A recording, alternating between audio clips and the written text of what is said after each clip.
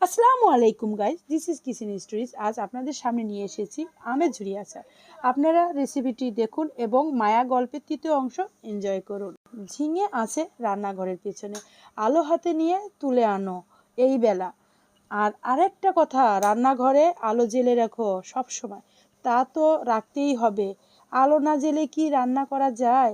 হ্যাঁ, তাই বলছি। মস্ত বড় বাড়ি, মোট 14-15খানা ঘর, এছাড়া টানা বারান্দা, 2-4খানা ছাড়া অন্য সব জায়গায় তালা দেয়া। রান্নাঘরের সামনে মস্ত বড় লম্বা রোয়াকের ওমরেই 4-5টা নারকেল গাছ এবং একটা বাতাবি লেবুর গাছ।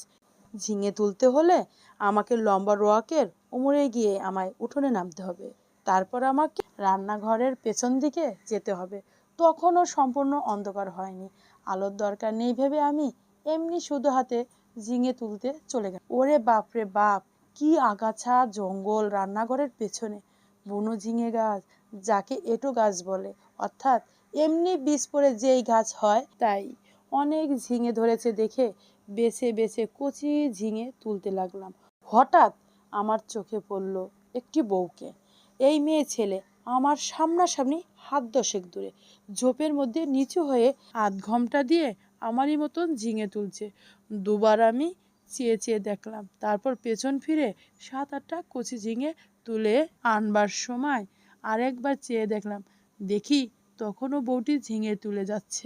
নিবারণ চক্রবর্তী বললেন, ঝিঙে পেলে? হ্যাঁ, অনেক ঝিঙে হয়ে আছে।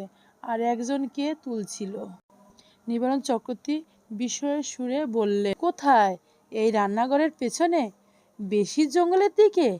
পুরুষ মানুষ নাকি বউ? নিবারণ চক্রবর্তীর মুখ কেমন একটা হয়ে গেল। বলল, কোথায় বউ? চলো দেখি। আমিও তাকে সঙ্গে করে রান্নাঘরের পিছনে গিয়ে দেখি, কই কিছুই না। কই বউ? হ্যাঁ, ওই তো এখানেই ছিল, ওই ঝোপটার কাছে। যত সব! চলো, দিন দুপুরে বউ দেখে বেড়াচ্ছে। আমি একটু আশ্চর্য হলাম, যদি কোনো বউ একটু ঝিঙে তুলতে আসে তাহলে এত খাপ্পা হওয়ার কি আছে। আজ এ পর্যন্তই, বাকি গল্পটা পরের ভিডিওতে আসবে। কাঁচা আম শেষ হওয়ার আগে প্রি অর্ডার করুন। ধন্যবাদ।